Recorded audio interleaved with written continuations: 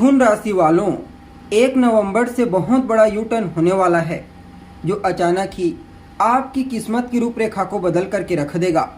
तो ऐसे में अगर आप भी एक मिथुन राशि के जातक हैं, जेमिनी साइन के, या फिर आपका लग्न मिथुन राशि का लग्न है, तो ऐसे में आज का यह ज्योतिष का कार्यक्रम आप लोगों के लिए बड़ा ही महत्वपूर्ण कार्यक्रम साबित होगा। आज हम बात करेंगे ग्रहों के युवराज बुध के राशि परिवर्तन प्रभाव के बारे में।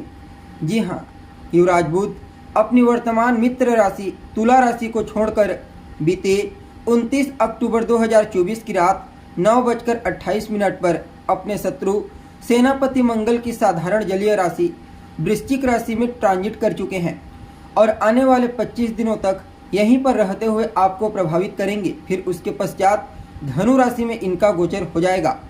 तो ऐसे में आप लोगों के लिए यह गोचर मिथुन राशि के जातकों के लिए आपकी राशि के स्वामी का कितना प्रॉफिटेबल रहने वाला है, इस गोचर काल के दौरान कहां कहां पर युवराज आपको पॉजिटिव रूप से परिणाम प्रदान करने का प्रयास करेंगे, तो कहां कहां पर आपको सावधानी बरतनी होगी, सभी बातें एक एक करके आपको बताने वाले हैं। इसलिए कार्यक्रम में आखिरी तक बने रहिए। और अगर आप हमारे चैनल पर पहली बार विजिट कर रहे हैं तो चैनल को सब्सक्राइब करके बेल नोटिफिकेशन को ऑन पर सिलेक्ट कर लें, ताकि आपको समय समय पर इसी प्रकार की महत्वपूर्ण जानकारी प्राप्त होती रहे। तो दोस्तों, बुध कौन है? बुध तो बुद्धिमता है। बुध चाहे फिर किसी भी प्रकार के बिजनेस व्यापार के क्षेत्र में हो, बैंकिंग, मीडिया, मैनेजमेंट के सेक्टर में हो, शेयर बाजार, शेयर मार्केट के क्षेत्र में, या फिर कम्युनिकेशन के क्षेत्र में, सिर्फ और सिर्फ युवराज बुध का ही सिक्का चलता है। वैसे तो हर 25 से 30 दिनों में इनका परिवर्तन होता रहता है, लेकिन जब किसी अन्य ग्रहों के प्रभाव में आते हैं तब इनके गोचर फल को समझना बेहद आवश्यक हो जाता है। और इस बार युवराज वृश्चिक राशि में गोचर करते हुए देवगुरु बृहस्पति के साथ समसप्तक अर्थात दृष्टि संबंध बनाएंगे, जिसकी वजह से यह गोचर आपके लिए कई मामलों में बड़ा ही अद्भुत साबित होगा। अब देखिए, आप सभी मिथुन राशि वालों के लिए युवराज आपके लग्न यानी कि आपकी राशि और आपके चतुर्थ स्थान के स्वामी बनते हैं और इनका गोचर आपके षष्ठ स्थान से हो रहा है। वैसे तो शत्रु राशि में हो रहा है, लेकिन फिर भी डिस्पोजिटर ग्रह मंगल के बलवान होने की वजह से यह गोचर कई मामलों में श्रेष्ठ साबित होगा।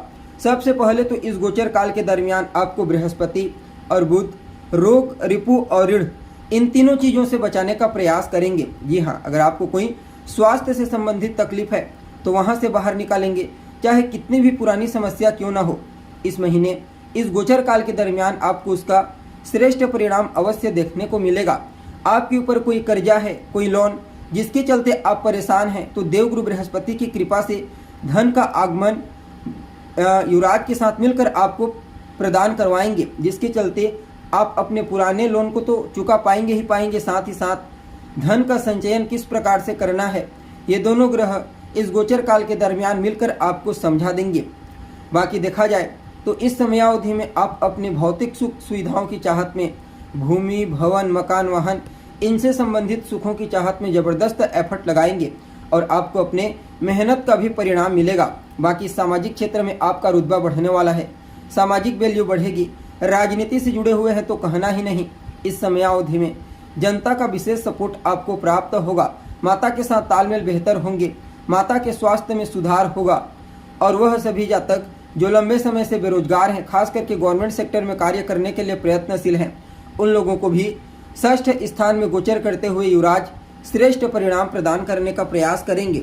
बाकी आपके इम्यून सिस्टम को बेहतर बनाकर आपकी पर्सनैलिटी को निखारेंगे, अर्थात आपका व्यक्तित्व बड़ा ही प्रभावशाली रहेगा। आप अपने व्यक्तित्व के प्रभाव से हर किसी को भी प्रभावित कर देंगे।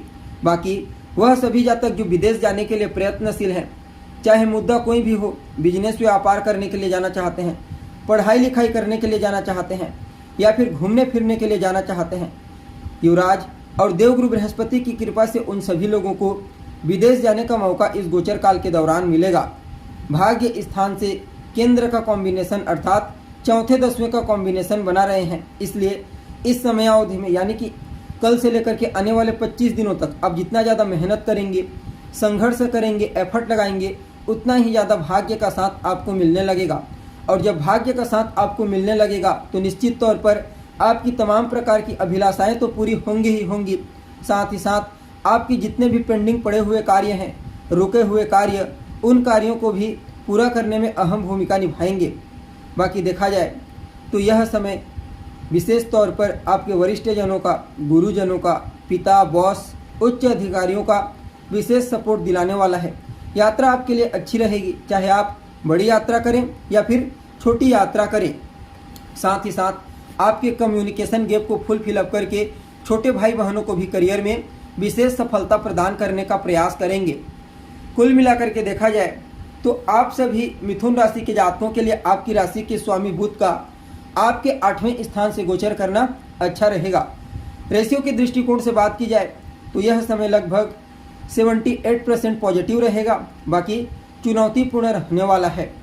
अगर आप कुछ कमजोरियों को ध्यान देते हैं, जैसे कि इस गोचर काल के दरमियान आपको, वैसे तो आपके शत्रु पस्त हो जाएंगे, लेकिन फिर भी अपने काम से काम रखने की आवश्यकता होगी।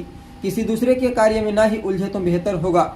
बाकी मामा पक्ष की आर्थिक स्थिति पहले की तुलना में बेहतर हो जाएगी, उनका सहयोग आपको मिलेगा, आर्थिक सहयोग उनका प्राप्त होगा। और अगर आप कोई नया बिजनेस व्यापार शुरू करने के बारे में भी सोच रहे हैं तो देवगुरु बृहस्पति के साथ बुध के समसप्तक योग में होने की वजह से आप नए बिजनेस व्यापार की भी शुरुआत कर सकते हैं, जो आने वाले समय में आपको जबरदस्त प्रॉफिट प्रदान करेगा। बाकी इस गोचर काल के दरमियान राजकुमार आपकी वाणी को प्रभावशाली बनाएंगे। वाणी की प्रभावशीलता एक नहीं बल्कि अनेक लोगों को प्रभावित करेगी। जी हाँ, यानी कि बढ़िया रहने वाला है यह पूरा का पूरा युवराज का गोचर। फिर भी इस समय को, इस गोचर काल को बेहतर बनाने के लिए सबसे पहले तो आप बुधवार के दिन गणेश जी के मंदिर में जाइए, उन्हें दुर्वा अर्पित करें। रोजाना गणेश संकट नाशन का पाठ करना, दशरथ कृत शनि स्तोत्र का पाठ करना और आदित्य हृदय स्तोत्र का पाठ करना आपके लिए बुध के इस गोचर प्रभाव को और बेहतर बना देगा।